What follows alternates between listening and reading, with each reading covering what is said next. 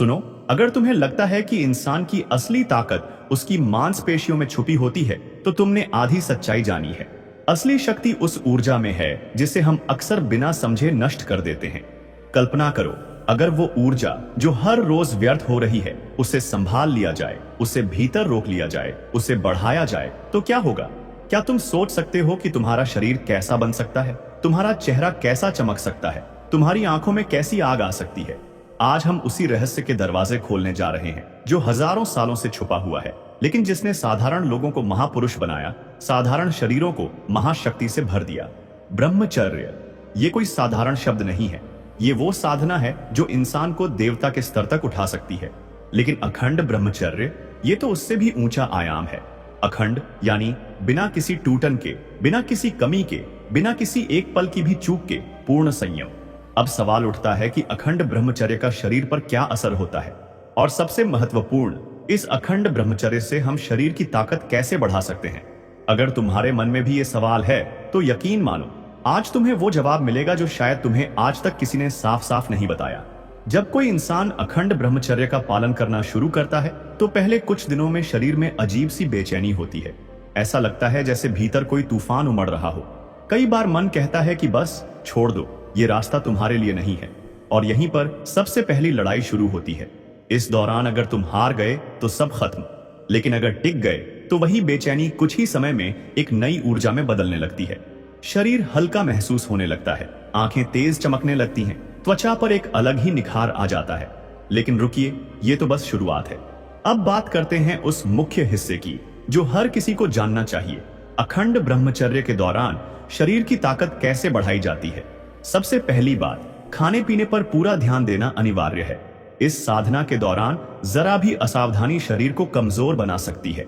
सात्विक भोजन यानी शुद्ध, पौष्टिक, ताजगी से भरा खाना तुम्हारी ऊर्जा को कई गुना बढ़ा सकता है।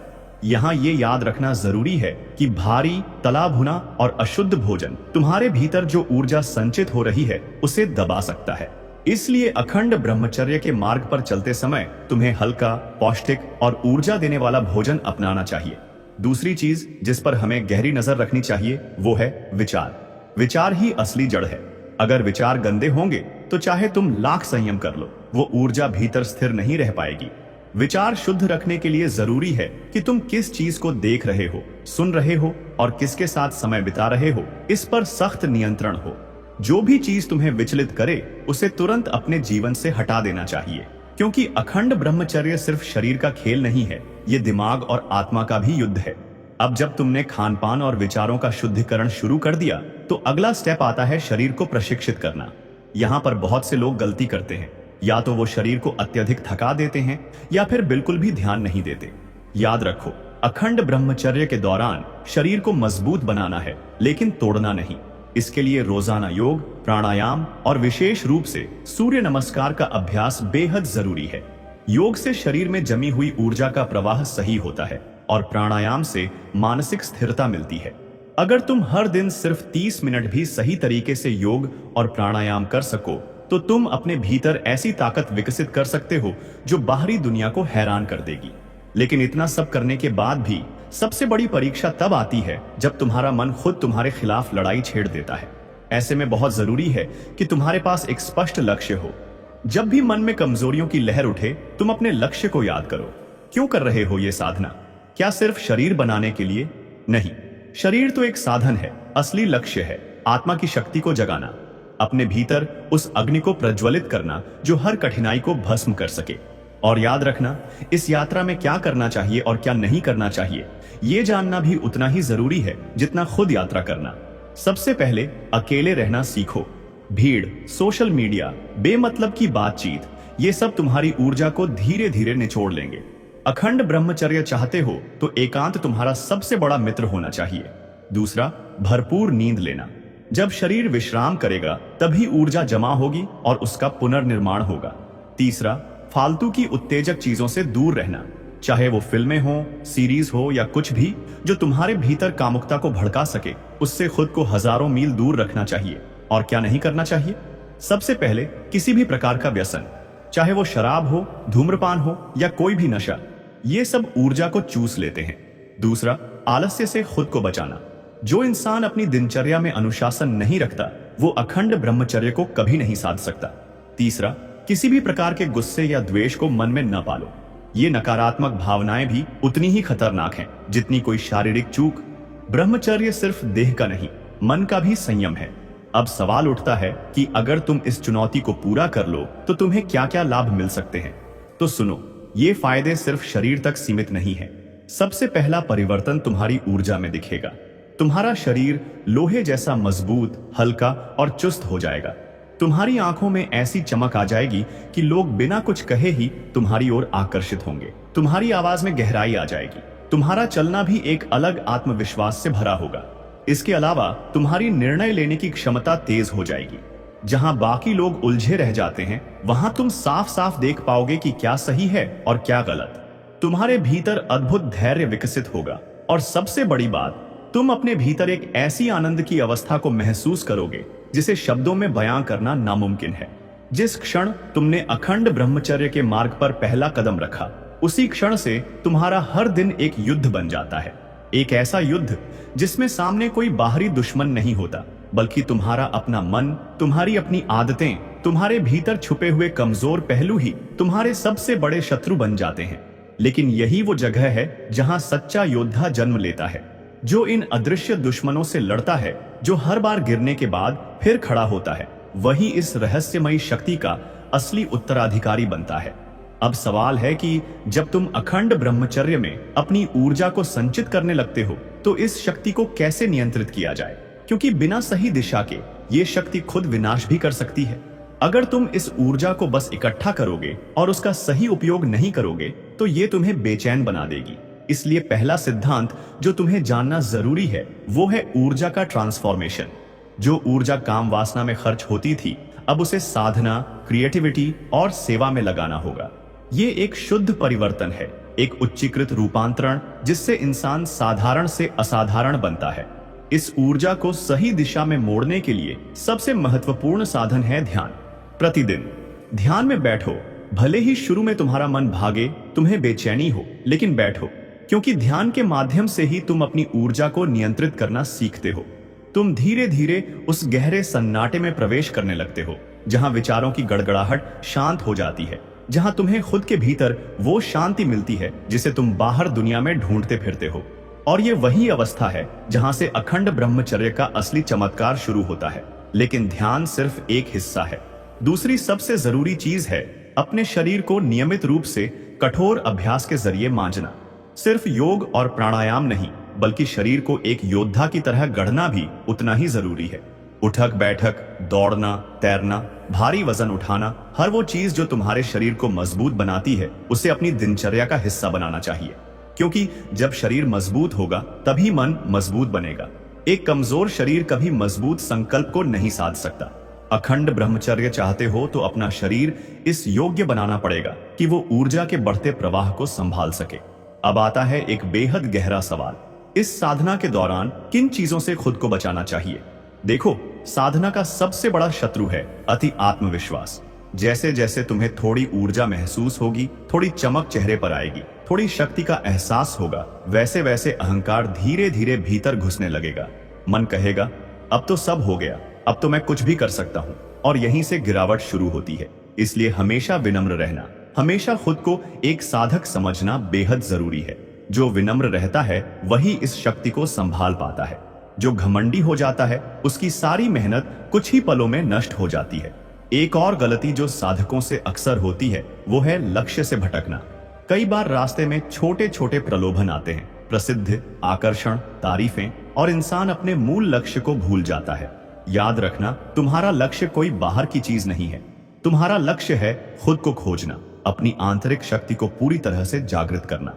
अगर तुम इस यात्रा में बाहरी चीजों के चक्कर में फंस गए तो तुम्हारी साधना अधूरी रह जाएगी। इसलिए अपने लक्ष्य को हर दिन याद करो। हर सुबह उठते ही खुद से पूछो, मैं क्यों कर रहा हूं ये सब। अब बात करते हैं एक और बेहद महत्वपूर्ण पहलू की, ब्रह्मचर्य के दौरान आई समस्याओं का समाधान। जब ऊर्जा भीतर बढ़ने लगती है तो कई बार शरीर और मन पर इसका प्रभाव असहज भी हो सकता है, जैसे कि नींद कम होना, शरीर में गर्मी महसूस होना, अत्यधिक उत्तेजना का अनुभव होना। इन सब का सामना कैसे करना चाहिए? सबसे पहले तो घबराना नहीं चाहिए। ये सब सामान्य प्रक्रियाएं हैं। इनका मतलब है कि तुम्हारे भीतर ऊर्जा का संचार बढ़ रहा है। इस समय ठंडे पानी से स्नान करना, गहरी सांसों का अभ्यास करना और दिन में कुछ समय प्रकृति के बीच बिताना बेहद लाभकारी होता है। प्रकृति के साथ जुड़ने से शरीर और मन दोनों को शांति मिलती है और ऊर्जा सही ढंग से प्रवाहित होती है। इसके अलावा एक बहुत सटल लेकिन जरूरी बात है, संबंधों का चुनाव। अखंड ब्रह्मचर्य की साधना के समय तुम्हें बहुत सावधानी से चुनना होगा कि तुम किन लोगों के साथ समय बिता रहे हो। वो लोग जो तुम्हारे लक्ष्य को नहीं समझते, जो तुम्हें बार बार विचलित करने की कोशिश करते हैं, उनसे दूरी बनाना अनिवार्य है। तुम्हें अपने आसपास एक ऐसा वातावरण बनाना होगा जहां संयम, साधना और सकारात्मक ऊर्जा का संचार हो। अगर तुम्हें ऐसे लोग न मिले तो अकेले रहो, लेकिन किसी भी कीमत पर गलत संगति से बचो। अब एक सबसे गहरे सत्य पर आते हैं। अखंड ब्रह्मचर्य सिर्फ संयम नहीं है, ये एक तप है। तप यानी जलना, तपना, गलना। ये आसान नहीं है। ये रोज खुद को चुनौती देना है, रोज अपने भीतर के शैतान से लड़ना है। और इस लड़ाई में जीतने का एक ही मंत्र है, स्थिरता। कोई भी साधना एक दिन में फल नहीं देती। अखंड ब्रह्मचर्य की असली शक्ति तब मिलती है जब तुम लगातार, बिना थके, बिना रुके, बिना डगमगाए चलते रहते हो। हर दिन, हर पल अपने लक्ष्य को याद रखते हुए आगे बढ़ते हो। तब जाकर वो दिन आता है जब तुम्हारे भीतर एक अद्भुत विस्फोट होता है। एक ऊर्जा का विस्फोट, एक ज्ञान का विस्फोट, एक आनंद का विस्फोट। और जब वो दिन आता है तो तुम्हारी आंखों में चमक नहीं बल्कि ज्वाला होती है। तुम्हारी आवाज में कंपन नहीं बल्कि गूंज होती है। तुम्हारे चलने में घमंड नहीं बल्कि गर्व होता है। और सबसे बड़ी बात, तुम्हारी उपस्थिति में एक ऐसी शांति होती है जो बिना बोले ही सबको छू जाती है। ये है अखंड ब्रह्मचर्य का असली वरदान। लेकिन ये वरदान सिर्फ उन लोगों को मिलता है जो हर परीक्षा में खरे उतरते हैं, जो हर संघर्ष में मुस्कुराते हुए डटे रहते हैं। अब जब तुम इस मार्ग पर थोड़ा आगे बढ़ चुके हो तो अब समय आ गया है उस अंतिम रहस्य को जानने का, जो अखंड ब्रह्मचर्य को एक साधना से एक महाशक्ति में बदल देता है। अगले भाग में हम जानेंगे कि कैसे इस जमा हुई ऊर्जा को अपनी चेतना को उच्चतम स्तर पर पहुंचाने के लिए इस्तेमाल किया जाए। कैसे इस साधना के माध्यम से तुम अपने जीवन को एक चमत्कार में बदल सकते हो और कैसे इस धरती पर चलते हुए भी एक दिव्य अस्तित्व बन सकते हो। जैसे जैसे तुम अखंड ब्रह्मचर्य की साधना में आगे बढ़ते हो, वैसे वैसे तुम्हारे भीतर का तूफान गहरा होता जाता है। वो ऊर्जा जो कभी इधर उधर बिखर जाती थी, अब भीतर सघन होकर एक महासागर का रूप लेती है। लेकिन सवाल यही है कि इस महासागर की धारा को किस दिशा में मोड़ोगे, क्योंकि अगर सही दिशा न दी गई तो यही महासागर विध्वंस भी कर सकता है। इस ऊर्जा का सही उपयोग करना ही अखंड ब्रह्मचर्य की असली कुंजी है। अब समझो, जब ऊर्जा तुम्हारे भीतर जमने लगती है तो तुम्हारी चेतना खुद ब खुद उच्च स्तरों की ओर खींचने लगती है। सामान्य लोगों की तरह खाने पीने, सोने, मनोरंजन की लालसाएं फीकी पड़ने लगती हैं और एक गहरी तलाश भीतर से उठती है, खुद को जानने की, खुद को महसूस करने की, उस चैतन्य सत्ता से जुड़ने की जिसने इस पूरे ब्रह्मांड को रचा है। यही वो मोड़ है जहां अखंड ब्रह्मचर्य साधना को ध्यान और समाधि की ओर ले जाता है। इस स्तर पर आकर अब साधक को चाहिए कि वो अपनी ऊर्जा को सेवा और साधना में पूरी तरह से प्रवाहित करे, बिना किसी व्यक्तिगत स्वार्थ के, बिना किसी अहंकार के, बस समर्पण भाव से। जब तुम इस ऊर्जा को दूसरों के कल्याण में लगाते हो तो ये और भी शुद्ध और भी तेजस्वी बन जाती है और तब तुम्हारा व्यक्तित्व चुंबकीय बन जाता है। तुम्हारे आसपास के लोग बिना किसी प्रयास के आकर्षित होने लगते हैं। तुम्हारी आंखों की चमक, तुम्हारी उपस्थिति की गहराई, तुम्हारी वाणी की ताकत, सब कुछ इतना प्रभावशाली बन जाता है कि लोग तुम्हें देखकर ही प्रेरित हो उठते हैं। लेकिन याद रखना, ये शक्ति तुम्हारी नहीं है, ये उस ब्रह्मांडीय ऊर्जा की देन है जिसे तुमने अपने संयम से अर्जित किया है। इसलिए हमेशा विनम्र रहना, हमेशा आभार व्यक्त करना। अब बात करते हैं सबसे बड़े रहस्य की। अखंड ब्रह्मचर्य से उत्पन्न शक्ति सिर्फ शरीर को बलवान या मन को स्थिर नहीं बनाती, ये तुम्हारे भीतर की अंतर्दृष्टि को भी जागृत करती है। तुम्हें चीजें वैसी दिखने लगती हैं जैसी वो वास्तव में हैं। लोग जहां सिर्फ सतह देखते हैं, तुम गहराई देखने लगते हो। लोग जहां बाहरी सफलता को सब कुछ मानते हैं, तुम भीतर की शांति को असली सफलता मानने लगते हो। ये दृष्टि ही है जो तुम्हें भीड़ से अलग करती है, जो तुम्हें एक साधारण इंसान से एक दिव्य योद्धा बनाती है। लेकिन इस दिव्यता को संभालना भी एक साधना है। अहंकार से दूर रहना, हर दिन खुद को याद दिलाना कि मैं एक माध्यम हूँ, एक साधक हूँ, यही इस ऊर्जा को स्थायी बनाता है। अब अगर तुम इस यात्रा में टिके रहे, लगातार अभ्यास करते रहे, तो एक दिन ऐसा आएगा जब तुम महसूस करोगे कि तुम्हारे भीतर असीम ऊर्जा है। तुम चाहे कितना भी काम करो, थकते नहीं हो। चाहे कितनी भी चुनौतियां आए, तुम्हारा मन विचलित नहीं होता। चाहे कितनी भी विपरीत परिस्थितियां हों, तुम्हारी आत्मा का दीपक लगातार जलता रहता है। यही वो अवस्था है जहां इंसान शरीर, मन और आत्मा के तीनों स्तरों पर सुपर ह्यूमन बन जाता है। तुम्हारी इच्छा शक्ति इतनी मजबूत हो जाती है कि असंभव लगने वाले कार्य भी तुम्हारे लिए सहज हो जाते हैं। तुम्हारा शरीर लोहे की तरह मजबूत, मन वज्र की तरह अडिग और आत्मा आकाश की तरह असीम हो जाती है। लेकिन इस चमत्कारी स्थिति तक पहुंचने के लिए कुछ बातें हमेशा याद रखना। पहला, अपने लक्ष्य से कभी मत भटकना, चाहे जितने भी प्रलोभन आए। दूसरा, हर दिन थोड़ा थोड़ा सुधार करते रहना, क्योंकि अखंड ब्रह्मचर्य कोई गारंटी नहीं देता, ये रोजाना अर्जित करना पड़ता है।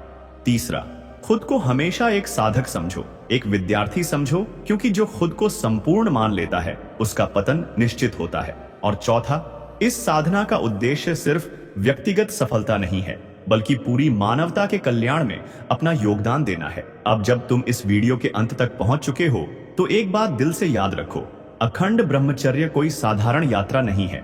ये उन लोगों के लिए है जो सचमुच अपने जीवन में कुछ असाधारण करना चाहते हैं, जो सिर्फ सांस लेकर जीने नहीं, बल्कि एक मिशन के साथ जीने के लिए पैदा हुए हैं। अगर तुमने अब तक इस वीडियो को ध्यान से देखा है, तो यकीन मानो, तुम्हारे भीतर वो आग जरूर है, वो तड़प जरूर है जो इस रास्ते को पार कर सकती है। अब ये तुम्हारे ऊपर है कि तुम इस आग को बुझा देते हो या उसे एक ऐसी ज्वाला में बदलते हो जो पूरी दुनिया को रोशन कर दे।